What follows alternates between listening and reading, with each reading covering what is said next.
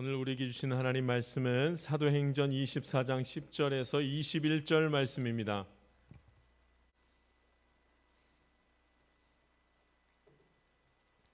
제가 봉독하겠습니다. 하나님 말씀입니다.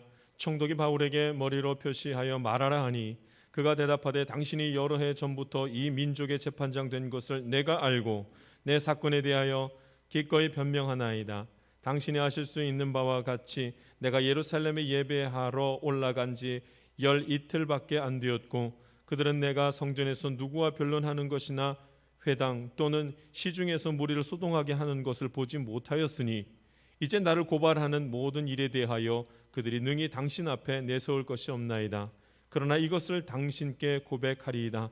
나는 그들이 이단이라 하는 도를 따라 조상의 하나님을 섬기고 율법과 선지자들의 글에 기록된 것을 다 믿으며 그들이 기다리는 바 하나님께 향한 소망을 나도 가졌으니 곧 의인과 악인의 부활이 있으리라 함이니이다. 이것으로 말미암아 나도 하나님과 사람에 대하여 항상 양심에 거리낌이 없기를 힘쓰나이다. 여러 해 만에 내가 내 민족을 구제할 것과 제물을 가지고 와서 드리는 중에 내가 결례를 행하였고 모임도 없고 소동도 없이 성전에 있는 것을 그들이 보았나이다. 그러나 아시아로부터 온 어떤 유대인들이 있었으니 그들이 만일 나를 반대할 사건이 있으면 마땅히 당신 앞에 와서 고발하였을 것이요 그렇지 않으면 이 사람들이 내가 공회 앞에 섰을 때에 무슨 옳지 않은 것을 보았는가 말하라 하소서. 오직 내가 그들 가운데 서서 외치기를 내가 죽은 자의 부활에 대하여 오늘 너희 앞에 신문을 받는다고 한 이 한 소리만 있을 따름이니이다 하니. 아멘. 여러분, 하나님께서 찾으시는 사람이 있죠. 참, 하나님께서 찾으시는 사람은 얼마나 귀한 사람일까요? 하나님이 찾으시는 사람이 따로 있다고. 성경에 보면 시편에 보면 그 말씀이 굉장히 많이 나오죠. 하나님이 찾으시는 사람은 따로 있다. 여러분, 어떤 사람을 하나님께서 찾으실까요? 하나님을 찾는 사람을 하나님이 찾으십니다. 하나님을 찾는 사람, 하나님 하고 부르짖어 주님을 찾는 사람을 하나님이 오늘도 찾으시는 줄 믿습니다. 그러니까 하나님을 부르는 사람을 찾는 겁니다. 그러니까 하나님을 부른다, 하나님을 찾는 사람이 따로 있다, 하나님을 찾습니다 하는 사람이 하는 행위가 뭐냐면 믿음의 고백이 있더라고요. 자기가 믿음의 고백이 있는 거예요. 무슨 고백이요? 하나님은 천지를 창조하신 창조주이신 것을 내가 믿습니다. 하나님은 그의 아들 예수 그리스도를 우리 가운데 보내셨습니다. 그래서 예수님이 나의 구원자 되신 것을 내가 믿습니다. 여러분, 이 믿음의 고백이 있는 사람을 하나님이 찾으시는 줄 믿습니다. 이 혼란 가운데 있는 삶, 여러분 너무나도 여러 가지 일들로 인하여서 혼탁한 삶, 마음이 메어질 만한 수많은 사건들이 있는 이 삶 가운데에서 하나님이 예배드리는 우리 모두에게 원하시는 것 딱 한 가지, 믿음의 고백이 있어야 한다는 말씀입니다. 하나님 살아계십니다. 예수님이 나의 구원자이십니다. 이런 신앙의 고백을 하나님이 찾으시는 겁니다. 이런 사람을 하나님이 만나시고 이런 사람 가운데 하나님께서 은혜 베풀어 주시는 줄 믿습니다. 여러분, 우리가 교회 나오는 이유를 한번 생각해 보십시오. 우리 교회 나올 때 어떤 마음으로 오는가? 축복, 은혜 받기를 내가 원합니다.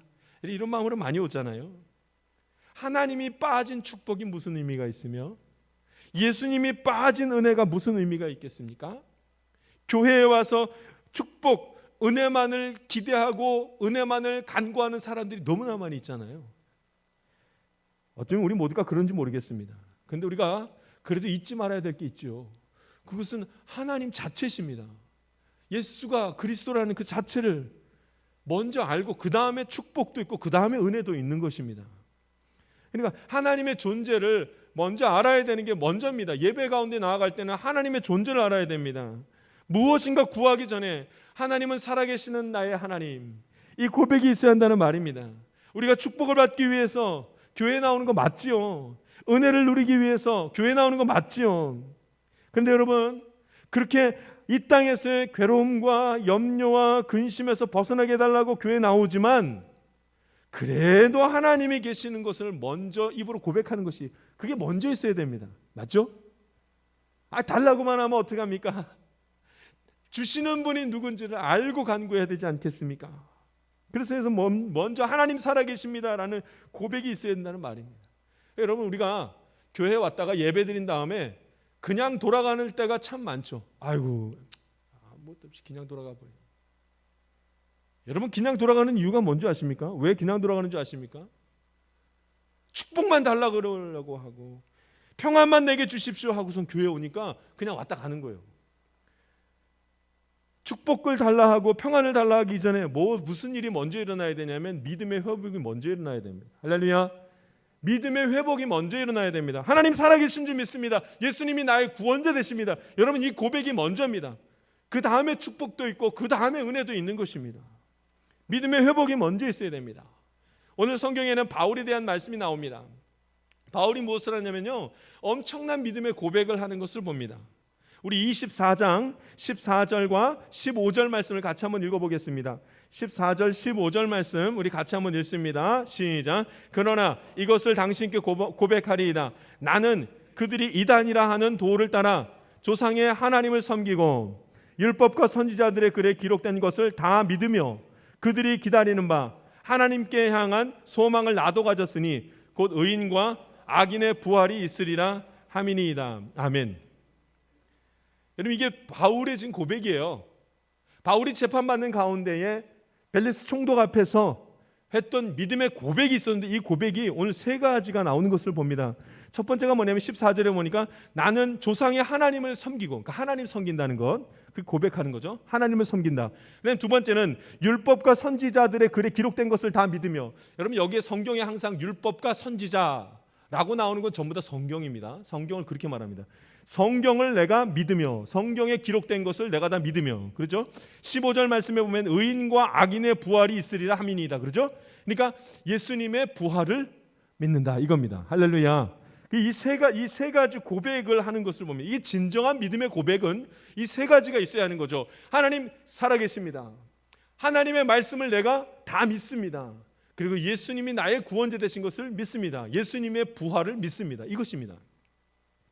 이 고백이 있은 다음에 누리는 이게 나오는 것이 은혜입니다. 은혜. 이 고백이 없이는 그 다음 은혜가 나오질 않습니다. 하나님 앞에 이런 고백을 할 수 있어야 그 다음에 하나님이 평안도 주시고 그 믿음의 고백을 통하여서 하나님께서 나에게 살 바를 알려주시는 겁니다. 그런데 여러분 바울과 유대인의 신앙 고백의 차이가 있었습니다.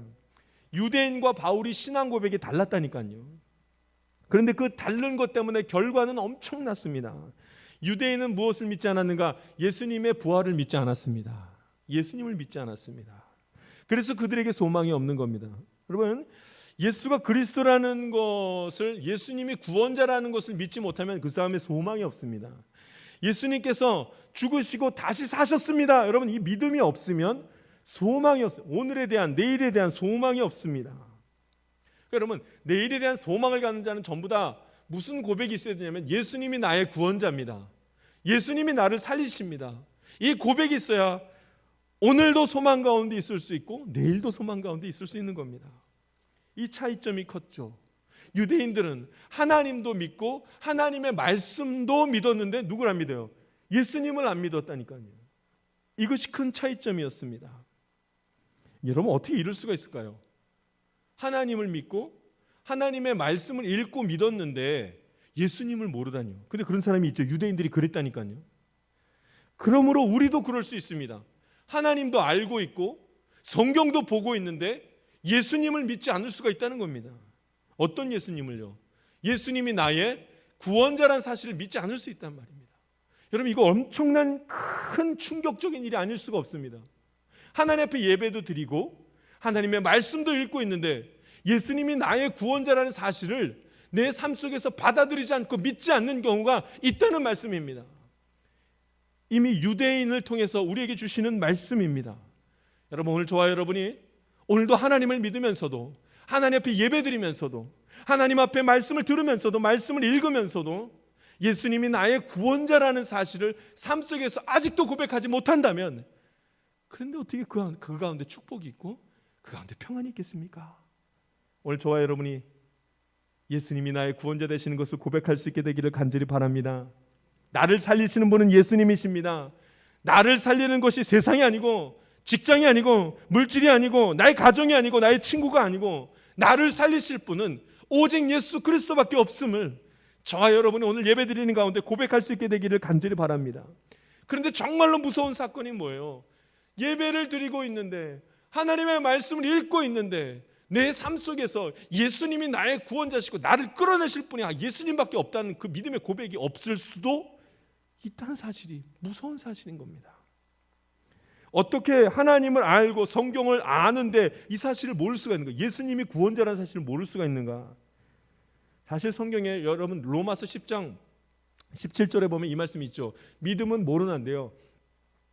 믿음은 들음에서 나고 들음은 하나님의 말씀에서 나며, 이런 말씀이죠. 그러니까 여러분 예배를 드리고 하나님의 말씀을 들었는데 어떻게 믿지 못하냐는 거예요. 어떻게 예수님을 믿지 못하는 거예요. 보통 우리가 이렇게 말할 때는 하나님의 은혜가 그 사람한테 임하지 못하면 그런 일이 있습니다, 이렇게 말합니다. 왜냐하면 믿음도 하나님의 선물이라 그러잖아요.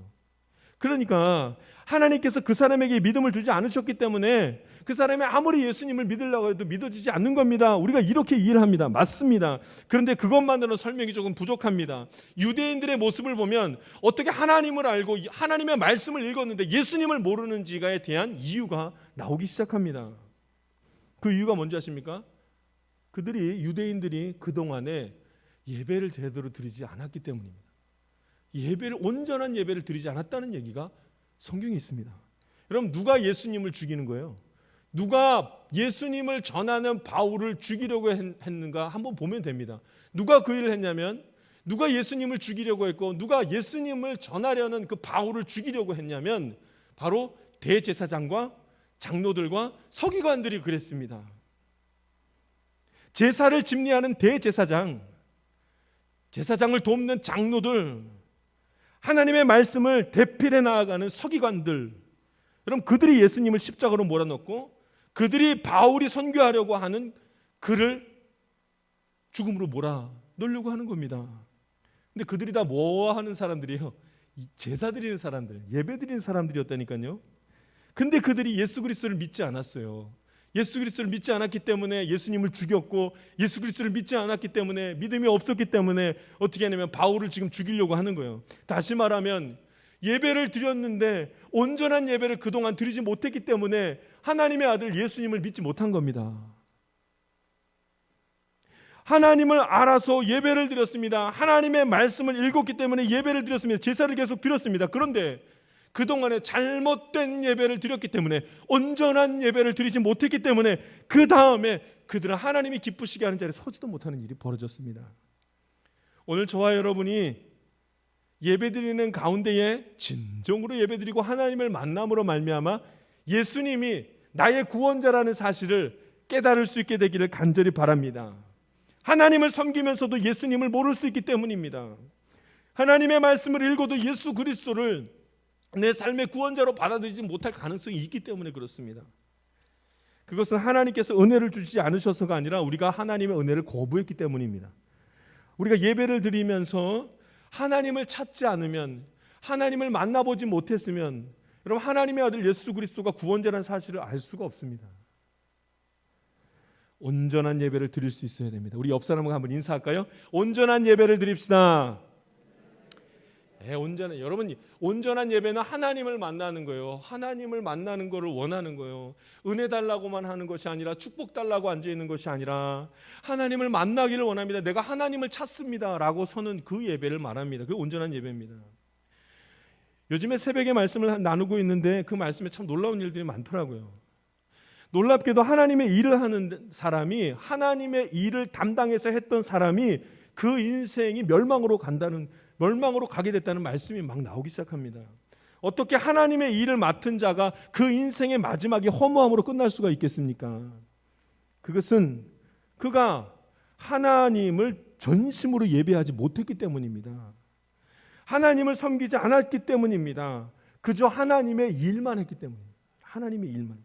여러분, 하나님은 잠시 하나님께서 그 사람을 사용하실, 하나님의 일을 위해서 그 사람을 사용할 때가 있죠. 근데 그 사람이 악인이건 선이건 선한 사람이건 의인이건 악한 사람이건 하나님은 누구나 다 사용하시죠. 하나님의 일을 이루시기 위해서. 그래서 바로도 사용하고 다 사용하지 않습니까? 그래서 하나님이 이렇게 말합니다. 하나님은 합력하여 선을 이룬다는 말씀을 합니다. 그 합력하여 선을 이루는 선 중에는 악한 것도 선한 것도 다 하나님께서 다 그 안에서 하나님께서 하나님의 일들을 위해서 사용하신다는 말씀입니다. 그러니까 여러분, 하나님의 일을 했다고 해서 믿음이 있다고 말할 수도 없어요. 예배를 드리는 자가, 전심으로 스스로 예배 드릴 수 있는 자가 믿음이 생기는 것이고, 예수 그리스도를 구원자로 믿게 되는 줄 믿습니다. 그러니까 여러분, 유대 왕 중에 가장 어린 왕이 있습니다. 7살의 왕이 됐던 사람이 있습니다. 요시아라는 왕이 그랬습니다. 매우 어수선한 가운데, 영적 어둠 가운데 있을 때 이 7살의 왕이 됐던 이 요시아 왕이 했던 일이 뭔지 아십니까? 성전을 수리하는 일이었습니다. 굉장한 일이죠. 그 어둠 가운데 있을 그때에 성전을 수리하고 성전을 청소하는 일을 이 어린 왕이 해 나아갔습니다. 그런데 그가 그렇게 잘했던 그 왕이 40년 동안 왕을 하면서 성경에는 이렇게 그를 평가하고 있습니다. 그러나 그는, 이 요시아 왕은 베델과 단에 있는 산당은 제거하지 않았다, 이렇게 말을 합니다. 그러니까 성전을 수리하고 성전을 청소했을지 몰라도 그가 스스로 하나님 앞에 예배드리지는 않았다는 겁니다. 이게 얼마나 충격적인 얘기입니까? 그래서 나중에 결국 어떻게 되냐면 이 유대 나라가 망합니다. 유대 나라가 망합니다. 오직 스스로 예배드리는 자만이 멸망의 자리에서 벗어나고 생명의 자리로 가는 역사가 나타납니다. 여러분이 온전한 예배가 필요합니다. 하나님을 만나기 위해서 하나님을 찾는 예배가 이 예배의 자리가 되어야 합니다. 목사인 저에게도 가장 심하게 공허함이 몰려올 때가 있습니다. 언제인 줄 아세요? 예배드린 다음이에요. 주일날 다 마친 다음에. 분명히 하나님의 일을 제가 했습니다. 하나님의 말씀을 대언했습니다. 신앙의 행위죠. 그건 신앙의 행위.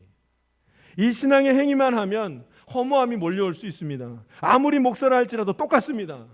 목사 역시 자기가 설교한 그 예배가 하나님을 섬기는 예배가 되지 못하면 그것은 예배드리지 못한 것이 되고 맙니다. 예배를 드려야 되면 스스로라 할지라도 하나님을 찾고 하나님의 은혜를 간구하면서 하나님을 바라보는 시간이 반드시 필요한 것입니다. 하늘로부터 내려오는 참된 안식과 평안이 머무는 때는 온전한 예배를 드린 이후입니다. 하나님을 만난 이후에 나타난다는 말씀입니다. 오늘 저와 여러분이 온전한 예배를 드림으로 그 믿음의 고백 속에 예수님은 살아계시며 나의 구원자 되십니다 라는 믿음의 고백을 신실하게 할 수 있기를 바랍니다. 그럼 여러분, 예수님이 나의 구원자십니다 는 말을, 내가 예수님이 나의 구원자신 걸 내가 믿습니다, 이 말의 속뜻을 조금 더 살펴보면 오늘 성경이 그런 말을 하죠. 15절 말씀을 제가 다시 한번 읽어보겠습니다. 그들이 기다리는 바 하나님께 향한 소망을 나도 가졌으니 곧 의인과 악인의 부활이 있으리라 함이니라. 아멘. 그죠? 그래서 예수님을 믿는데 예수님의 무엇을 믿는가? 예수님의 부활을 믿는다. 할렐루야. 그러니까 여러분, 우리가 예수님 믿습니다 할 때 그 안에 들어가는 말은 무엇이냐? 예수님이 부활하신 것을 믿습니다. 예수님께서 다시 사신 것을 내가 믿습니다, 이 말을 하는 겁니다. 그러니까 여러분, 예수를 믿는 자는, 예수님의 다시 사신 것, 부활을 믿는 자는 나도 다시 사는 것을 믿는 겁니다. 그러므로 우리가 예수를 그리스도로 믿는 그 사실, 예수님이 부활하셨다는 사실을 믿는 사람, 그 사람은 예수님이 나도 살리시는구나, 예수님이 나도 죽었다가 나도 다시 살리시는구나, 이것을 믿는 것입니다. 예수님이 가신 생명의 길을 나도 가는구나. 여러분, 굉장히 중요한 말씀입니다. 우리가 사망의 길로 가는 것이 아니라 생명의 길로 갈 수 있는 것은 예수님을 믿는 자만 그 일이 있다는 말이에요. 그래서 요한복음 14장 6절에 이런 말씀이 있죠. 내가 곧 길이요 진리요 생명이니 나로 말미암지 않고는 아버지께로 올 자가 없느니라. 내가 곧 길이요 진리요 생명이니, 생명의 길은 오직 예수님밖에 없다는 겁니다. 그럼 예수님과 함께 걸어가는 길, 예수님을 믿는 것, 그래야 여러분 생명의 자리에 자꾸 갈 수 있는 겁니다. 나는 하나님을 믿습니다. 그래서 하나님을 예배합니다. 나는 하나님의 말씀을 믿습니다. 그래서 매일매일 말씀을 듣습니다. 나는 예수님의 부활을 믿습니다. 그리고 나도 그 믿음으로 다시 사는 것을 믿습니다. 이런 신앙의 고백이 되는 것입니다. 바울을 신문했던 그 사람들과 바울이 달랐던 건 딱 하나예요. 부활입니다. 부활. 예수님의 부활을 믿냐 믿지 않느냐에 달려 있었던 겁니다. 여러분, 그들은 예수님의 부활을 믿지 않았기 때문에 바울을 죽이려고 했습니다. 그런데 바울은 예수님의 부활을 믿었기 때문에 자기 목숨을 걸고 부활에 관한 소식을 선포하는 것을 봅니다. 엄청난 차이가 있죠. 여러분, 그래서 우리의 믿음의 믿음의 고백의 핵심은 부활입니다. 믿음의 고백의 핵심은 부활입니다. 그 부활의 핵심은 무엇인가? 생명입니다. 생명. 여러분, 생명이 다시 산다. 여러분, 이건 창조 질서입니다. 창조. 하나님의 창조 중에 가장 큰 것이 생명을 살리는 것 아닙니까? 하나님만이 생명을 주관한다는 말입니다. 사탄이 모든 것 다 할 수 있어도 한 가지 못하는 것은 생명을 살리는 것은 하나님만 하시는 일입니다. 하나님을 믿는 자, 하나님의 말씀을 따르는 자, 부활의 소망을 갖는 자, 그 사람은 하나님이 살리십니다. 저 하늘나라에 가서 일어나는 일이 아닙니다. 이 땅에서도 일어나는 일이 됩니다. 하나님께서 내 인생을 새롭게 하신다는 표현을 쓸 때 우리가 부활의 예수님을 믿는 사람이 하나님 다시 살리시는 일도 행하시는 겁니다. 여러분, 하나님은 이 믿음의 고백을 하는 자들에게 죽음의 그 그늘에서 벗어나게 하십니다. 부활을 믿는 자, 다시 사시는 것을 믿는 자는 나도 다시 사는 것을 믿는 것입니다. 그러면 여러분, 내가 내 안에서 벌어지는 수많은 일들 하나님께서 다 바꾸십니다. 지친 자를 다 회복시키십니다. 성경에 이런 말씀이 있죠. 이사야서 53장 5절에 그가 찔림은 우리의 허물 때문이요 그가 상함은 우리의 죄악 때문이라. 그가 징계를 받음으로 우리가 평안을 누리고 그가 채찍에 맞음으로 우리가 나음을 입었더라. 아멘. 이게 무슨 말이에요? 예수를 믿는 자가 평안을 누리고 예수를 믿는 자가 나음을 입는다는 말씀입니다. 그러니까 여러분, 우리가 말씀을 믿어야죠. 예수를 믿는 자는 다시 사는 역사가 반드시 나타납니다. 예수님이 징계 받으셨기 때문에 우리가 평안을 누리고 채찍에 맞으셨기 때문에 우리가 나음을 입었다고 분명히 말씀하셨습니다. 그래서 여러분, 우리가 그 예수님을 믿는 겁니다. 진정한 믿음의 고백은 여러분 알고 믿어야 돼요. 진정한 믿음의 고백을 하는 사람은 어떤 일이 일어나면 다시 사는 역사가 일어납니다. 예수님의 부활을 믿는 자는 다시 사는 역사를 반드시 경험하게 된다는 말씀이죠. 그래서 여러분, 교회에서 기대할 때 나는 하나님의 은혜, 나는 하나님의 축복 받고 싶습니다. 우리가 이 교회에서 기대하는 겁니다. 근데 여러분, 이 기대에 앞서서 우리가 반드시 먼저 기억해야 될 건 믿음의 고백이 먼저입니다. 믿음의 고백이 있는 다음에 따라오는 것입니다. 믿음 없는 신앙생활을 했다면 이제 멈춰야 됩니다. 하나님 없는 예배를 드렸다면 이제는 멈춰야 됩니다. 오늘 저와 여러분이 주님을 찬양하며 나아갈 때에 그 찬양함 속에 하나님이 나를 살리신다는 것을 믿음으로 고백하고 설 수 있기를 간절히 바랍니다. 저는 잠시 이 진정한 믿음의 고백이 얼마나 어려운지를 말씀 보면서 깨닫게 됩니다. 여러분, 하나님 살아계십니다. 하나님 말씀이, 나는 그 말씀을 믿습니다. 예수님이 구원자 되십니다. 이렇게 고백을 하는 바울이 지금 무슨 일을 당하냐면 죽임을 당할 일에 처하는 것을 봅니다. 참 이상한 일이지만 이 일이 벌어집니다. 왜 이런지 아십니까? 유대인의 믿음과 바울의 믿음이 달랐기 때문에 이 일이 벌어졌습니다. 잘못된 믿음을 가진 자와 온전한 믿음을 가진 자는 늘 부딪힐 수밖에 없습니다. 어쩌면 우리 인생 가운데 평생 동안 이 씨름을 할지도 모릅니다. 나는 예수님을 믿습니다. 예수님이 나의 구원자이신 것을 내가 믿습니다. 예수님의 부활을 믿습니다. 이렇게 고백을 하는데 그것을 막는 자가 꼭 있다는 말씀입니다. 때로는 내가 나와 싸우기도 하고, 때로는 교회 안에서 싸움이 일어나기도 하고, 때로는 세상과의 싸움이 있기도 합니다. 뭐를 지키기 위해서요? 믿음을 지키기 위해서 이 일이 일어납니다. 그때마다 우리가 해야 될 고백은 진정으로 믿음의 고백을 할 수 있기를 바랍니다. 하나님 살아계시다고, 하나님의 말씀을 내가 믿는다고, 그리고 예수님이 나의 구원자 되시고 예수님이 내가 예수님의 부활을 믿는다고, 그렇게 고백할 수 있어야 됩니다. 그래야 치유함이 일어납니다. 그래야 나음이 있습니다. 우리가 하나님을 만날 때가 있습니다. 하나님 살아계시구나 라고 만날 때가 있습니다. 그때는 보통 잠깐 너무나 깜짝 놀라서 죄에서 돌아서는 때가 바로 그때입니다. 더 이상 죄를 지으면 안 되겠다, 더 이상 하나님을 떠나 살면 안 되겠다, 이런 생각이 번뜩 들 때가 있습니다. 그때 여러분 하나님께로 갈 때입니다. 그때가 사방으로 우겨싸임을 당해서 너무나 고통 속에 있을 때, 아무것도 계획할 수도 없고 감당할 수도 없는 그 힘든 상황 가운데 있게 될 때, 여러분 그때 어떻게 내가 더 이상은 이 죄 가운데 있으면 안 되겠다, 내가 더 이상은 하나님을 떠나서 살아가면 안 되겠다 하고 번뜩 주님을 바라보는 때가 오게 됩니다.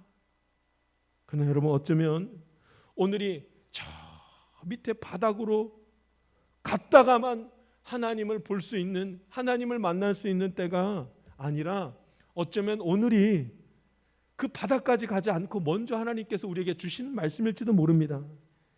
여러분, 하나님께서 지금 말씀하시는 말씀을 기억해야 됩니다. 하나님이 찾으시는 사람은 믿음의 고백을 정말로 할 수 있는 사람이어야 됩니다. 함께 예배드리면서 하나님은 살아계십니다. 하나님은 말씀을 내가 믿습니다. 하나님이 내 삶의 구원자 되십니다. 고백할 수 있어야 할 줄 믿습니다. 여러분, 이 세상 살아가는 동안에 다른 것이 나를 구원해 줄 것이라는 유혹이 수없이 듭니다.